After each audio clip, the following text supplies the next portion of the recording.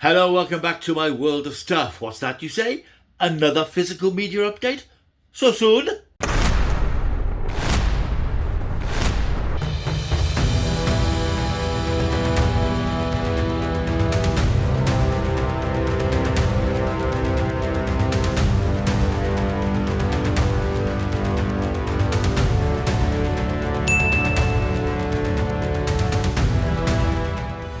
Hello, welcome back. My name is Paul Mark. Yes, it's time for another physical media update. And I've actually got some proper physical media to show you this time. I think the last video I did 2 or 3 weeks ago, I had one Blu-ray or one DVD, plus a few other bits and pieces. But over the past fortnight, I have actually picked up about 7 or 8 new discs, Blu-rays, bit of a mix of interesting, hopefully, physical media bits, plus, as usual, a couple of extras, a couple of books, comic-y things, collectible type stuff. So join me as I run through what I picked up over the last 2 weeks or so, I think, since I did the last update, which I think was about 2 or 3 weeks ago, as I recall.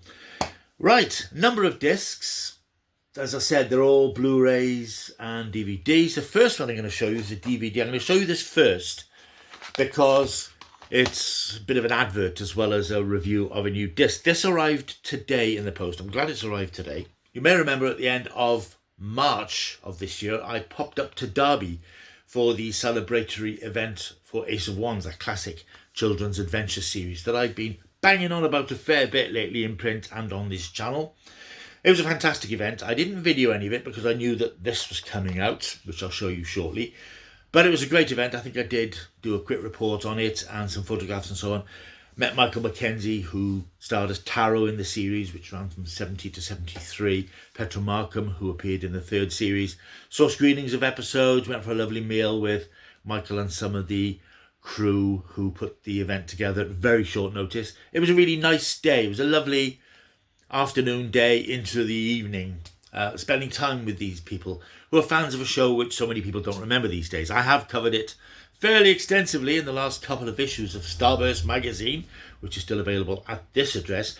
But the event was filmed or recorded, and incredibly quickly a video is now available. So I'm going to show you the video, and then I'm going to put a little ad up for it. So if you wanted to go to the event, you can get there. You can see it in all its glory on this lovely DVD, which has just arrived today. It's called An Audience with Taro. As I said, it's just incredible. It's mind-boggling how quickly this has come out because it's very well put together. Mine, unfortunately, in the post got a little bit damaged, as you'll see, which seems to happen quite a bit with DVDs and things these days. Not a problem, I'll just put it in a new case. But there's a DVD in there with some full liner notes about the event, how it's put together and so on.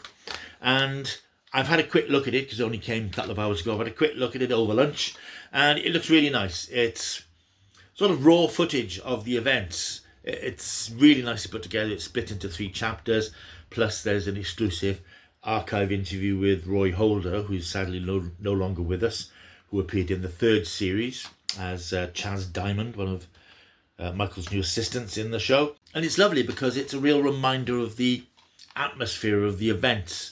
You know, it's footage, the camera's just prowling around, seeing people milling in the foyer area of the quad where the event took place, and Petra Markham arriving and being picked up at the railway station and meeting Michael, which I'm really glad this is on the video actually, meeting Michael for the first time since they finished making the series 52 years ago. It's really touching to see them reunited. And it's got the on-stage panels, the question and answer sessions and so on, and just lots of lovely sort of raw and unfiltered footage. It's lovely, it's really nice. So I'm really glad I've got this. Thank you very much to the team for sending me a copy of this. Very much appreciate it, and I'll be looking at this more thoroughly in the next couple of days. So if you want to get hold of a copy, you can. I will put up the details of how you can get hold of a copy, and it'll also be in the description down below. I think it's fairly limited edition, so if you're interested in the series and you didn't get to the event, as I say, or you were intrigued but just didn't get there, or if you did get there and like to have a memento of the event, it's out now, and highly recommended. Right, back to the other stuff which I've picked up on my travels.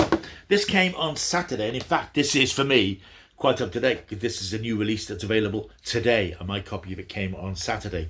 This is a classic film which I've never seen, but I know it has a very, very good reputation. It's one of the favourite films, I think, of Mark Commode, the film critic. It's called Slade in Flame, and it's a fictional story of the rise and fall of a pop rock band in the early 1970s. It was quite a departure for Slade, who at the time were well known for sort of throwaway, disposable, bubblegum sort of pop songs. And they made this foray into acting in this quite gritty film about the truths and reality of the music industry in the early 1970s.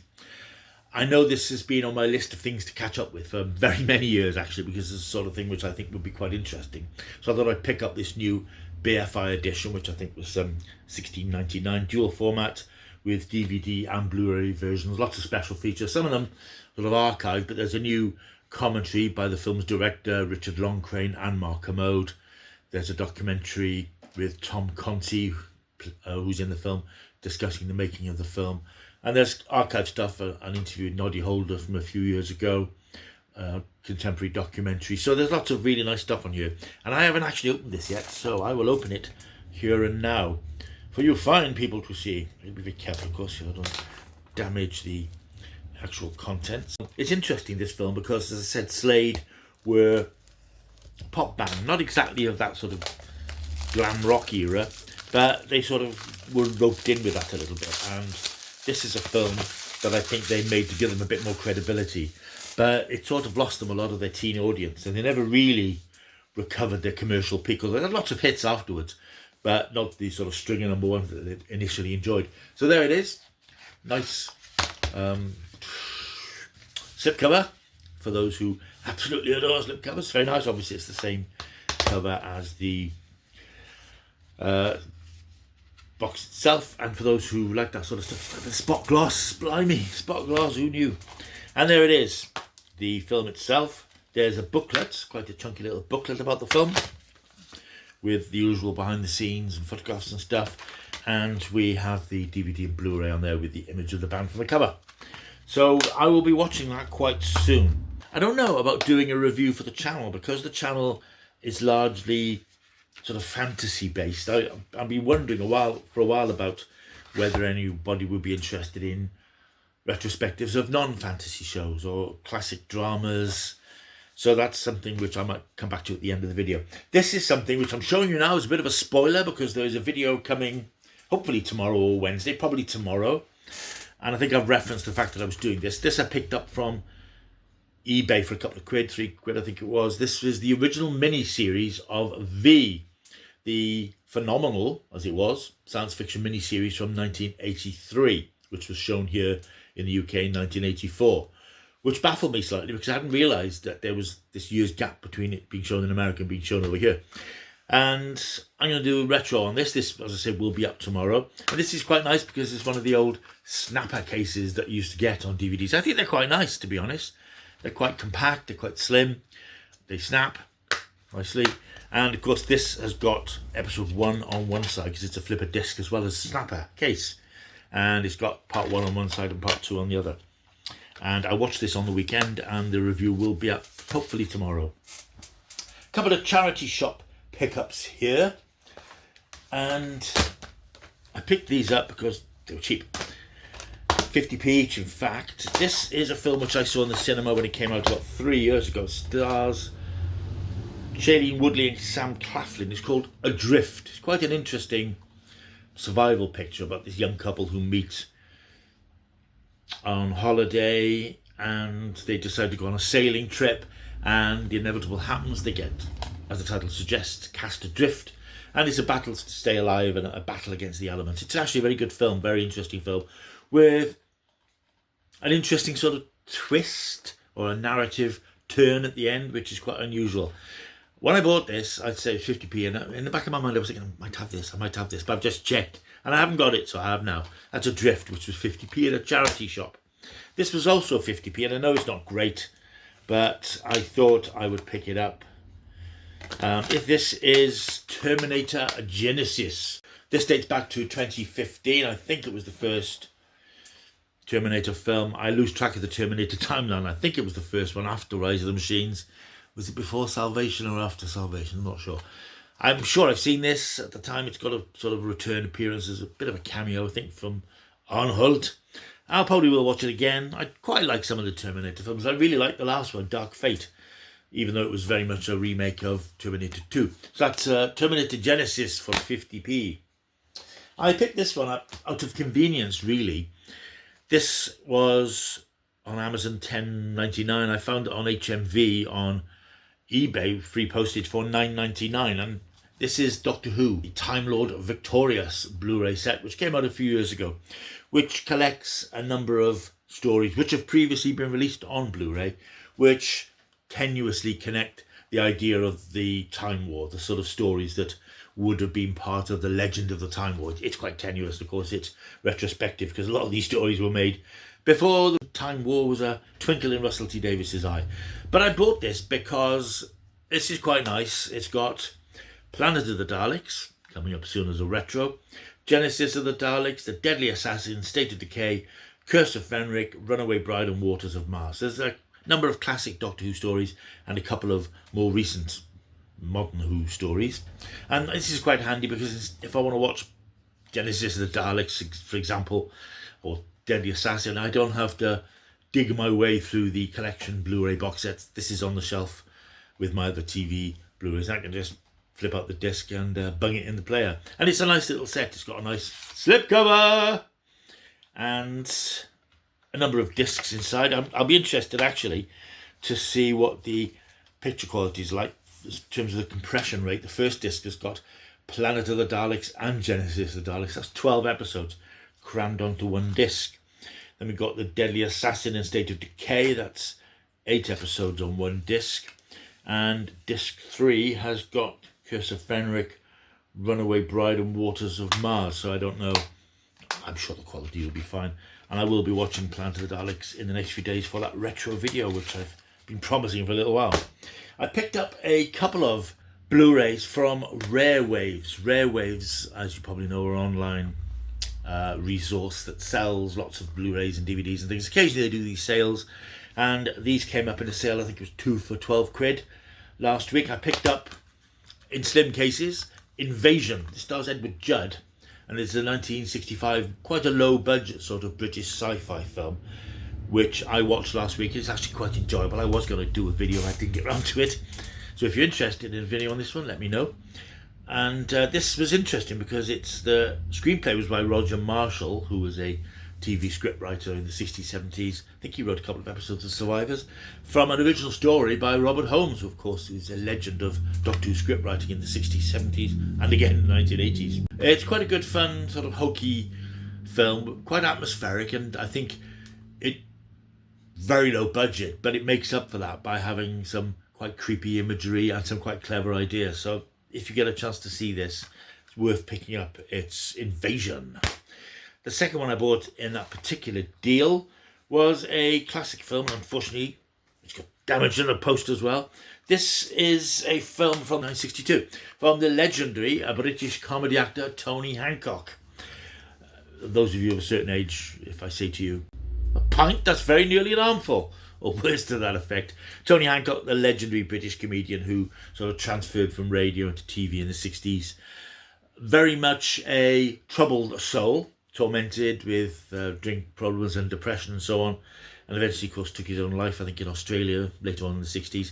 He made a breakthrough into feature films. He made this one, The Punch and Judy Man, and they're sort of bittersweet comedies. This stars Tony Hancock with Sylvia Sims, Ronald Fraser and Barbara Murray. It's a bittersweet comedy of small town snobbery and one-upmanship. Content to scratch out a living in the faded seaside town of Piltdown, puppeteer Wally Pinner is unhappily married to Delia, gift shop owner with social pretensions. When Wally is invited to perform at the town's anniversary gala reception, however, Delia senses a once-in-a-lifetime opportunity to raise the couple's social standing. I may well have seen this years and years ago. I really can't recall it.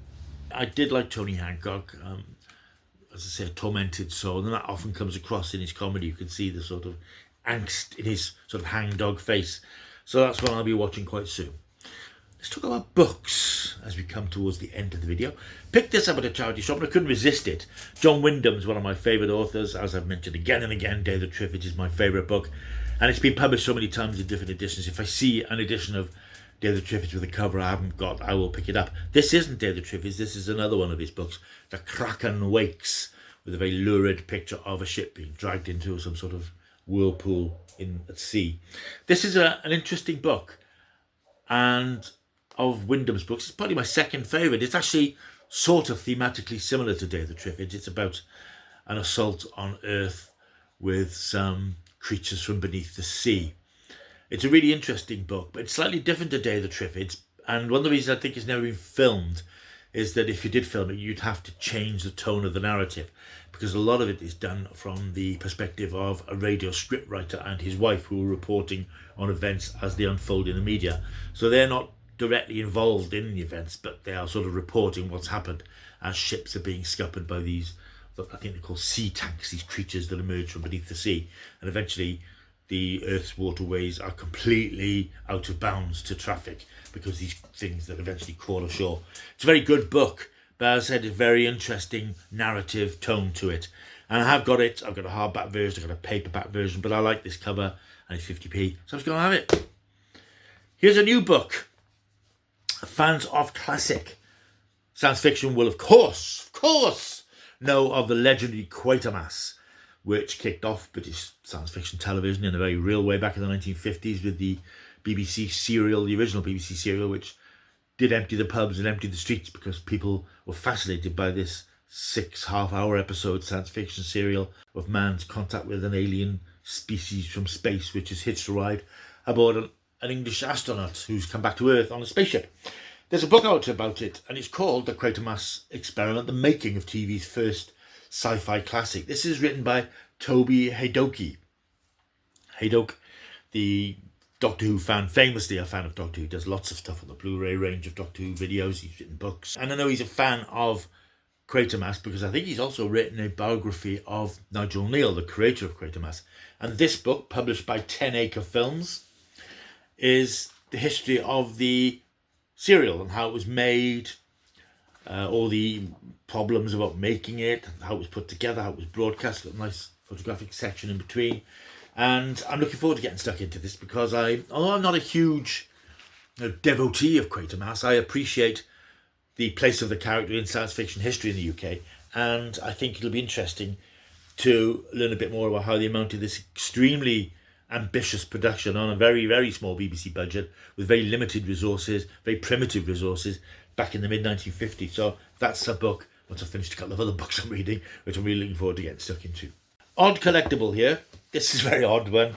Well, I just popped into a couple of charity shops when I was in Cardiff last week, and I popped into one which often has some odd bits and pieces in it. And I think that's where I got Terminator Genesis and Adrift, incidentally. And as I was about to pay for those, I noticed an old comic hidden away in the background. It was £1 or 150. I think it was 150. It's an old 1960s, 70s British comic called Valiant. This is an issue of Valiant which came out in May 1974. I used to read the Valiant. I used to read a lot of the British comics, Core, Whizzer and Chips, Knockout, all these sort of comics which were sort of slapstick comedy things, which would often have a couple of sort of dramatic strips inside them, and Valiant was one of those sort of comics. This issue actually came out the week before Valiant combined with another British comic called Lion. That was something that used to happen quite a lot with British comics. They would tell the readers, exciting news for all readers inside, basically hiding the fact that another comic which was failing was being combined with the comic that you already liked, and some of your favourite strips will be disappearing from here to include some of the comics from the other title. But that was always great news for readers. But I picked this up because I'm just fascinated by these sorts of things. As I said before, and again, it's all about nostalgia. This comic has Jaina Stark, a very famous British comic strip character, sort of Victorian escapologist type character with very flexible limbs and bones, so you could squeeze in and out of the smallest places. This is a one-off.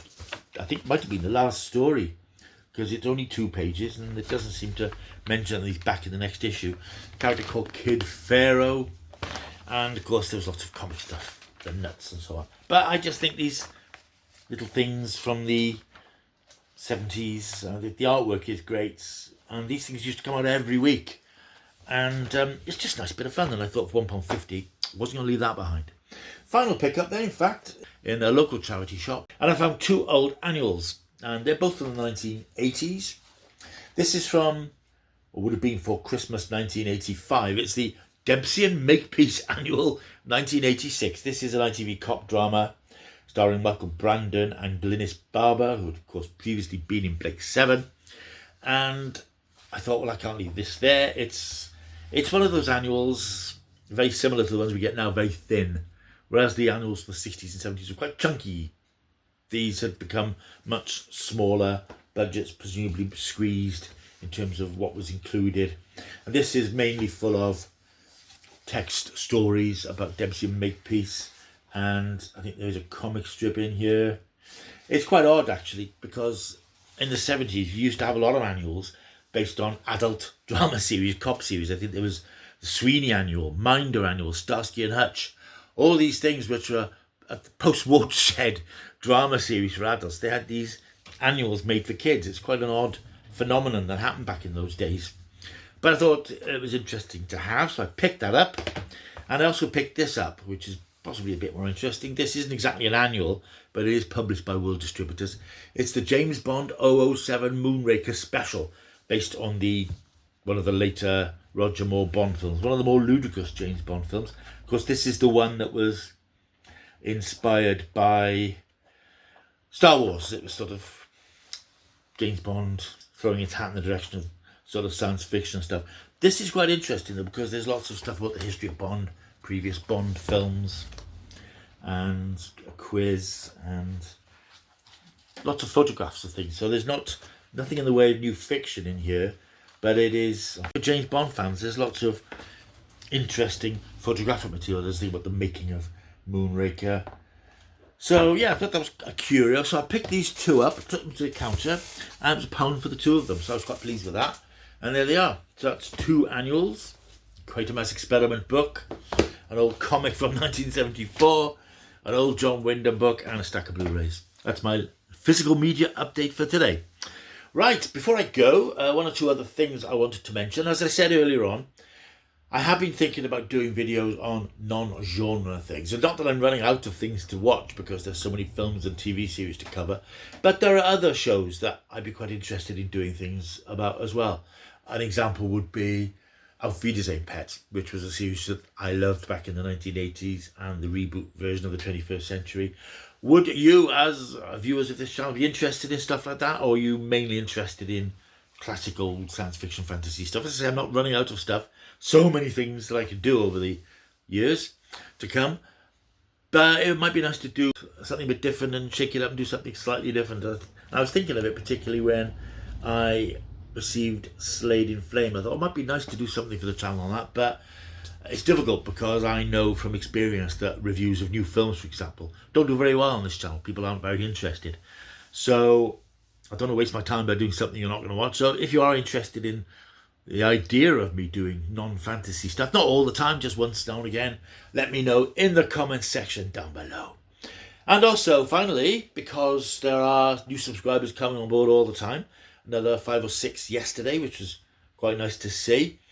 If you are, as a new subscriber, looking back into the history of the channel and digging deep into the archive of material, you may notice that increasingly more and more of the old videos suddenly go very quiet over the credit sequence, and it just goes, you just get the credit sequence and no music.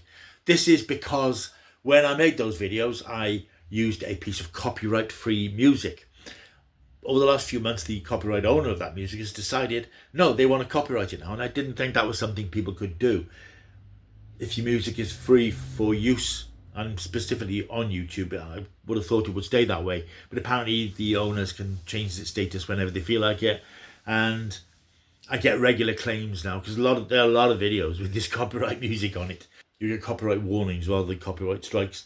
So to avoid any fuss and confusion, I just erase the music track from those particular segments. So if you're watching old videos and you're thinking, oh, it's gone quiet, that's why I've had to sort of mute the music tracks. And finally, I want to thank you all for leaving comments on my videos. Especially over the last couple of days, I've done a couple of Doctor Who videos which are doing quite well, ticking over very nicely. Loads of comments coming in, and I try my very best to reply to all comments. But sometimes there are so many that I don't realise how many there are until I look and, oh my God, there's been lots of comments here and there. Some comments don't necessarily require a reply, but I always think that if somebody's gone to the effort of writing something, I feel obliged to say something. So apologies if there's anybody out there who's left a comment and I haven't replied. It's probably because I just haven't noticed it, because Doctor Who videos always get a lot of comments.